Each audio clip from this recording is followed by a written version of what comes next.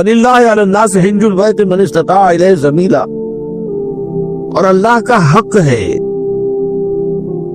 اپنے بندوں پر کہ وہ حج کریں اس کے اس گھر کا جو کوئی بھی استطاعت رکھتا ہو سفر کی. اگر زیادہ راہ ہے، خرچہ ہے، جانے آنے کے اخراجات مہیا ہیں، اور یہ کہ آپ پیچھے جن کو چھوڑ کر جا رہے ہیں ان کے لیے بھی اتنے وقت کا جو ہے وہ انتظام ہے کھانے پینے کا، گزارے کا، نان نفقے کا، تو آپ پر حج فرض ہوگی. اب اگر اس فرضیت کے بعد کوئی شخص تاخیر کرتا ہے تو بڑے گناہ میں مبتلا ہے. جیسے ہی فرضیت ہو جائے، پہلا کام جو ہے، پہلا قرض جو ہے، یوں سمجھیے یہ اللہ کا قرض ہے بندوں پر. یہ لام جو آتا ہے، لام اور اعلیٰ، لام کسی کے حق کے لیے، اعلیٰ کسی کے اوپر حق ہونا. وَلِلَّهِ عَلَى النَّاسِ حِجُّ الْبَيْتِ مَنِ اسْتَطَاعَ إِلَيْهِ سَبِيلًا، یہ تو اللہ کا حق ہے لوگوں پر، لوگوں کے ذمے. یہ قرض ہے اللہ کہ اس کے گھر کا حج کریں، جائے، طواف کریں، اور جو بھی اس کے مناسک ہے ادا کریں، اور وہیں پر قربانی کا بھی ہے. لِيَشْهَدُوا مَنَافِعَ لَهُمْ وَيَذْكُرُوا اسْمَ اللَّهِ فِي أَيَّامٍ مَّعْلُومَاتٍ عَلَىٰ مَا رَزَقَهُم مِّن بَهِيمَةِ الْأَنْعَامِ فَكُلُوا مِنْهَا وَأَطْعِمُوا الْبَائِسَ الْفَقِيرَ. اسی کے اندر جو ہے مناسک کے اندر قربانی بھی ہے. افریقہ میں آپ کو معلوم ہے، شمالی افریقہ میں زیادہ تر لوگ جو ہے جیسے کہ ہندوستان پاکستان میں ویسے ہے، لیکن آپ جنوب میں چلتے جائیے تو رنگ گہرا ہوتا چلا جائے گا، انتہائی سیاہ بھی ہے، سب آ رہے، شکلیں جدا ہیں، زبانیں جدا ہیں، لیکن سب کے سب جو ہے ایک ہی نغمہ ان کی زبان پر ہے ایک ہی نغمہ، کہیں واضح کہیں مبہم، وہ ایک ہی بلغ لبیک اللہم لبیک لبیک لا شریک لک لبیک ان الحمد والنعمت لک والملک لا شریک لک. اب یہ ترانہ ہے، توحید کا ترانہ ہے، اور گونج رہی ہے اس وقت. آپ اندازہ نہیں کر سکتے کہ وہ پوری سرزمین گونج رہی ہوگی اس ترانے کے ساتھ.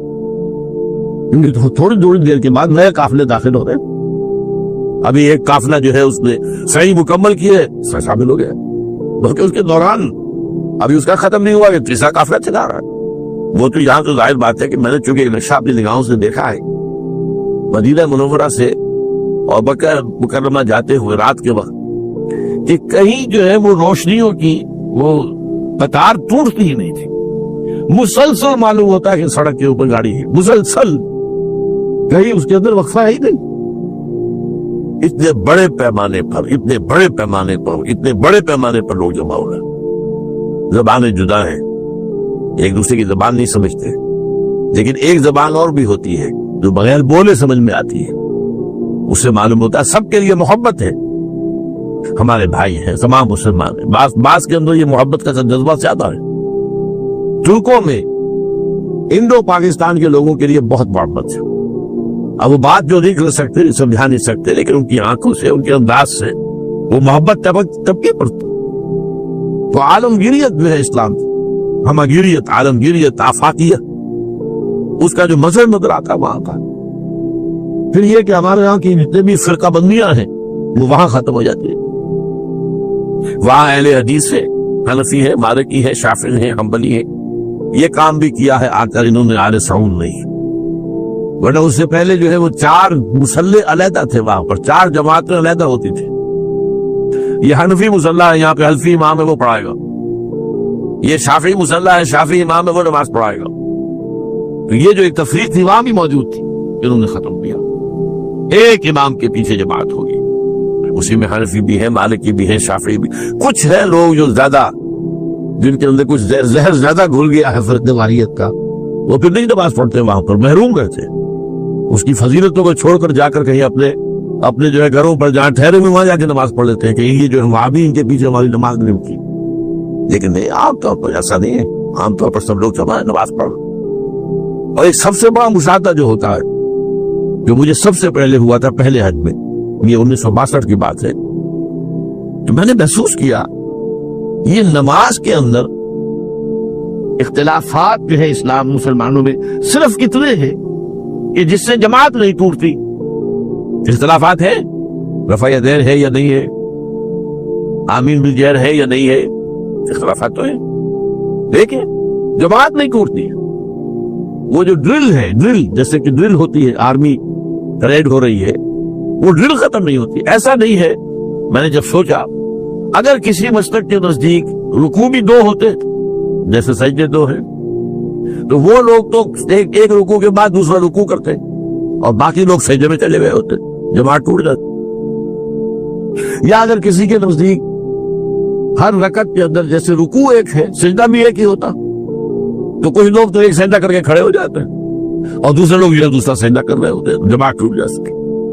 تو یہ میں سمجھتا ہوں کہ کس کی حکمت ہے, کس نے یہ طے کیا کہ ٹھیک ہے آپ میں رنگا رنگی بھی ہو, ذوق اس عمل کو ہے زیب اختلاف سے اختلاف بھی ہے, رفع یدین بھی ہو رہا ہے, امین بالجہر بھی ہو رہا ہے, نہیں بھی ہو رہا ہے, سب کچھ ہے, لیکن کوئی اجتماعیت نہیں ٹوٹ رہی ہے. یہ یوں سمجھیے کہ یہ زندہ معجزہ ہے اسلام کا کہ 1400 برس بیت گئے ہیں اور کتنے بڑے علاقے میں یہ اسلام پھیلا ہے, اور یہ کہ مختلف مسالک وجود میں ہے, اس میں کوئی شک نہیں ہے. حنفیہ کے علاقے کے اندر آپ کو ملیں گے صرف شافعی, ہندوستان کا بھی مغربی ساحل کے صرف شافعی ملیں گے آپ کو. اس سے آگے آپ جائیے تو یہ عرب تاجروں کے ذریعے سے ایمان لائے ہیں یہ لوگ, سری لنکا کے لوگ ہیں, انڈونیشیا کے لوگ ہیں, ملیشیا کے لوگ, سب شافعی ہیں. ہندوستان میں چونکہ اوپر سے شمال سے آیا ہے اسلام, یہ ترکوں کے ذریعے سے آیا ہے اور وہ کٹر حنفی تھے, یہاں حنفیت آئی. ترک جو ہے کٹر حنفی, یہ ترکی تو تھے جو آئے تھے. یہ کون تھا؟ محمود غزنوی کون تھا؟ سبکتگین کون تھا؟ عرب نگین کون تھا؟ بختیار کاکی کون تھا؟ قطب الدین بختیار, یہ کون تھے؟ سب ترک. اور ترک بھی کون؟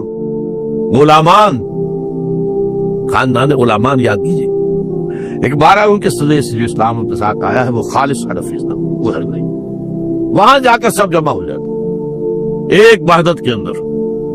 یہ چند مشاہدات وہاں کے ہوتے ہیں جو ہماری ظاہری آنکھوں کو بھی نظر آ جاتے ہیں, جس کا کہ قلب کے اوپر بڑا گہرا اثر پڑتا. ان کی مغفرت فرما, ان کے درجات بلند کر, ان کی غلطیوں سے درگزر فرما, ان کے گناہوں کو بخش دے, ان کی غلطیوں سے چشم پوشی اختیار فرما پروردگار.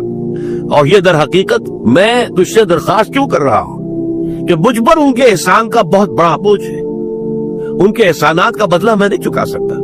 وَقُلْ رَبِّ ارْحَمْهُمَا كَمَا رَبَّيَانِي صَغِيرًا, اور کہا کرو اے رب ہمارے, اے رب میرے ان والدین کے اوپر, بوڑھے والدین پر رحم فرما.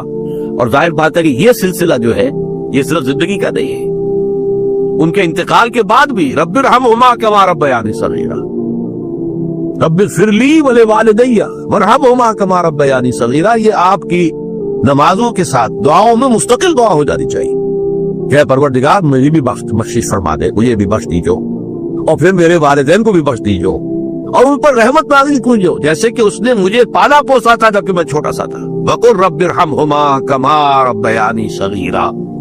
اب اس مضمون کا ایک اہم حصہ باقی ہے, اور وہ کیا ہے کہ والدین میں سے والدہ کا مقام جو ہے وہ 3 گنا زیادہ ہے. اس پر انشاءاللہ تعالی اب اگلی نشست میں گفتگو ہوگی. اقول قولی ھذا واستغفر اللہ لی ولکم ولسائر المسلمین والمسلمات.